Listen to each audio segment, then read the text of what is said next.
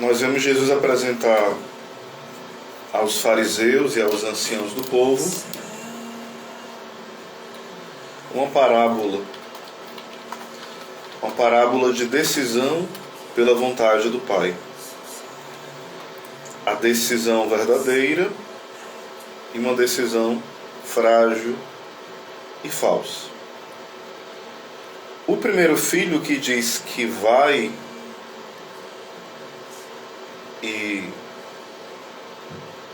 que não vai e depois vai, ele aqui são as prostitutas, os cobradores de impostos, os pecadores públicos, porque no princípio da sua vida eles disseram não para Deus, se indispuseram à graça, ficaram fechados. Ou seja, aqueles que viviam a vida no vício, no pecado, na desordem, talvez durante anos, pecados graves e conhecido de muitos ali, eles dizem não a Deus com a sua vida, com suas palavras, não vão.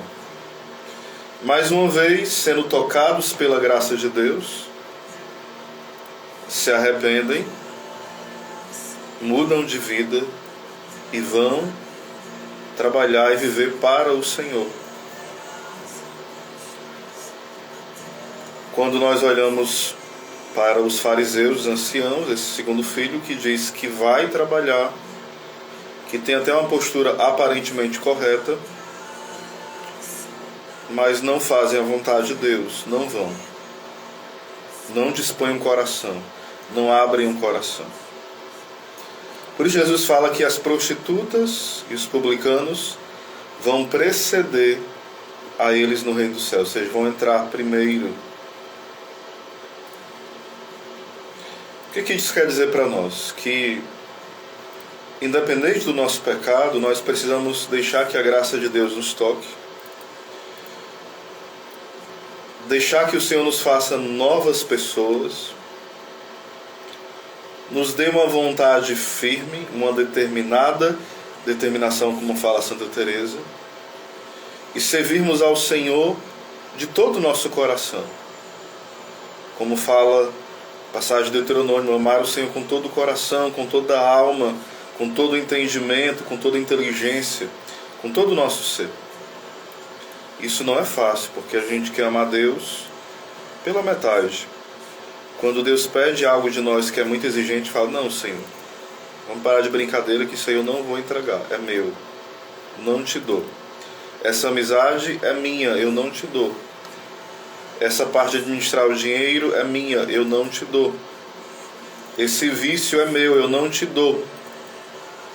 Essa família, esse membro da família é meu, deixa eu cuidar. Não é você que vai cuidar, sou eu. Esse namoro é meu. Ou seja, aquele egoísmo de querer cuidar das coisas do nosso jeito, sem estar atento à condução de Deus. Isso vai nos fazendo ser como os fariseus. Nós estamos dentro da igreja, mas não somos dóceis à vontade de Deus. Quando Ele exige algo de nós, romper algo, a gente se fecha. A gente acaba indo, dando desculpas para Deus. Desculpas esfarrapadas, né? Quantas vezes nós somos assim? A gente fala para o Senhor, Senhor, eu quero dar tudo por Ti. Tu és o meu tudo, Tu és aquele que é o sentido da minha vida. Aí quando você vai ver, Deus pede algo simples, aparece uma situação de humilhação, uma situação de perca, e a pessoa se revolta contra Deus. Diz que não crê mais em Deus, cadê Deus? Se eu fosse Deus eu faria diferente. Então hoje, o nosso chamado é pedir ao Senhor que nos dê um coração conforme à vontade dEle. Nós precisamos nos conformar à santa vontade de Deus. Se nós queremos entrar no céu, nós precisamos pedir, Senhor, me faça humilde para viver da santa vontade. Eu não quero ser como os fariseus. Eu quero ser como esses pecadores públicos que se arrependeram, desejaram uma nova vida, abriram o coração, se esforçaram, deixaram a graça trabalhar e hoje são santos. Santos. Olha que Jesus fala isso convidando os fariseus, né? Convidando os anciãos do povo a acordarem. Porque é muito fácil dizer, eu sirvo a Deus, eu amo a Deus, eu entendo as coisas de Deus, como se Deus fosse uma marca, um rótulo, né? Às vezes nós temos essa grande tentação, achar porque nós temos uma blusa com o nome de um santo, com o nome de Jesus, porque nós temos os sacramentais, uma cruz no pescoço, um texto na mão, nós achamos que isso basta. Não, isso não basta. Isso não basta.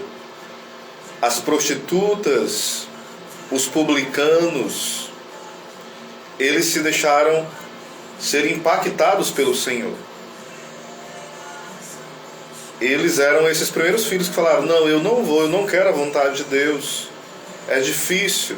Eu quero a minha vida medíocre, gostosa, prazerosa. Mas depois, ouvindo a palavra de Deus, eles foram se encontrando. Porque quem encontra Deus, se encontra. Quem encontra Deus, se encontra. Nós precisamos deixar, como fala o Concílio Vaticano II em um dos seus documentos, né? É Jesus que revela o homem ao próprio homem. A questão do autoconhecimento é muito necessário, né? Abraço aí para o amigo Jade Montenegro, exatamente. O texto no pescoço, os presídios estão cheios, gente usando, né? Eu até brinco nas pregações, né? Sempre brinquei que o pessoal mais católico é o pessoal aqui do Ceará que passa no barra pesada, passava, não sei nem se tem barra pesada mais ainda, né? Texto enorme no pescoço. Às vezes a gente começa a viver a religião de forma supersticiosa. Os sacramentais são instrumentos de Deus. Aqui eu lembro que São João de Ávila, ele conta algo muito belo. Ele fala assim: Deus é o esposo da nossa alma, Jesus é o esposo da nossa alma. Imagina que esse esposo, ele foi para a guerra. E esse esposo começa, com muita saudade da esposa, a mandar presentes, mandar dinheiro, mandar cartas.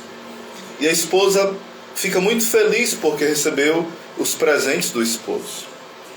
Só que passa o tempo, o esposo continua a batalhar na guerra, ser ferido, passa fome, sede. E de repente, ele vence a guerra. E o que acontece? Ele volta para casa. Só que voltando para casa, a esposa ficou tão focada nos presentes que ela esqueceu quem mandou os presentes e começa a ter um amante. Começa a gastar aqueles presentes com um amante. O dinheiro, as demais coisas, deixa as cartas de lado. E aquele homem que vem da guerra ferido e ensanguentado, ele bate a porta e a esposa adúltera não quer abrir a porta porque está com o amante dentro de casa. Aí São João de Ávila explica isso para nós, dizendo o seguinte: Jesus é esse esposo da nossa alma que foi combater por nós. É na cruz que ele combate e vence o demônio, vence o mundo, vence todos os inimigos infernais, vence a nossa carne, no sentido de o homem velho. Jesus não foi tentado na carne, óbvio, né? Ele não tinha essas tentações e essas desordens, óbvio que não. Venceu a nossa. Ele é vitorioso. Aí ele ressuscita, mas está ali com as marcas, com as feridas de amor, e vem bater a porta do nosso coração. Só que nós que recebemos a família de Deus, o emprego de Deus, a sabedoria, a inteligência, o êxito profissional, tudo de Deus, tudo das mãos do Senhor, do esposo da nossa alma. Nós começamos a colocar os filhos no lugar de Deus, a profissão no lugar de Deus, os dons espirituais no lugar de Deus, o namoro no lugar de Deus, o dinheiro, os projetos futuros. E essas coisas, no lugar de terem um sabor de eternidade, começa a ter um carimbo de precário, de algo precário, provisório e efêmero. Porque no lugar de ser um trampolim para Deus, de ser um ícone que nos abre para o céu, nos leva ao fechamento. Meus irmãos, nós precisamos pedir a Deus que nos livre disso. As prostitutas, os publicanos, eles se arrependeram. E aqui tenhamos cuidado, porque às vezes alguns manipuladores, alguns lobos, alguns falsos profetas começam a dizer: olha, as prostitutas, os ladrões, os adúlteros, todos os grandes pecadores, esses vão para o céu porque têm um coração limpo, bom, e fazem uma confusão desse evangelho. Não, esses, por que eles vão preceder os fariseus no céu? Porque eles se converteram. Antes eles não faziam a vontade de Deus. Eu não vou. Agora eles vão. Com a vida deles, eles vão fazer a vontade de Deus. Ou seja, houve um arrependimento, houve uma penitência, houve uma transformação, houve uma metanoia. Então essa prostituta não é mais prostituta, ela é santa. Esse ladrão não é mais ladrão, é um santo. Então são esses que outrora estavam na lama podre, fétida, que vão nos preceder se a gente não tiver cuidado. Porque a gente fica com pose de santo, com nariz empinado como se fosse santo, mas nos falta a alma, o coração, a vida de um santo. Nós não podemos ser santos da noite para o dia. A pessoa não se torna santo de improviso. É um processo. E é um processo doloroso. Reconhecer que o meu coração é orgulhoso, invejoso, eu sou uma pessoa preguiçosa, que eu sou uma pessoa egoísta. Reconhecer coisas concretas nas minhas ações, nos meus sentimentos, nas minhas omissões. Quando eu reconheço isso, de fato eu posso dar passos, com a graça de Deus. Mas eu preciso dar passos. A graça de Deus não está ali fazendo uma pedra ser santa. A graça de Deus age sobre uma pessoa, e essa pessoa precisa dar uma resposta. É como falam os santos, né? Por exemplo, São Luís Gonzaga dizia: fazei, trabalhai como tudo dependesse de você, e rezai como se tudo dependesse de Deus. Trabalhai como se tudo dependesse de nós, e rezai como se tudo dependesse de Deus. É o que fala já São Bento: ora et labora. Orar e trabalhar. É conjugado as coisas. É um apostolado que se move pela oração. E esse apostolado, meus irmãos, não é só pastoral na igreja, não é só ministério. A sua profissão pode ser um apostolado de santificação para a tua vida e para a vida daqueles que te cercam. O teu apostolado é como pai, como mãe, como esposo, como esposa, como profissional. Então a gente precisa pedir ao Senhor isso. Porque muitas vezes nós nos perdemos, né? Nós nos perdemos em tantos afazeres. Então que hoje o Senhor nos conceda esta graça. Sermos aqueles que muitas vezes disseram: não, Senhor, não vou. Eu não quero a Tua vontade, eu tenho medo da Tua vontade, eu não quero. Mas nosso coração é movido pelo Espírito por um grande arrependimento. E nós nos dispomos, nós nos entregamos de forma total e vamos.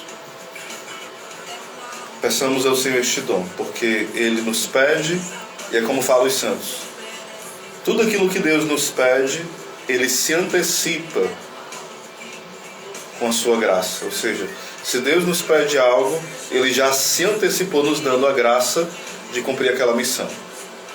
Um abraço, louvado seja nosso Senhor Jesus Cristo, para sempre seja louvado.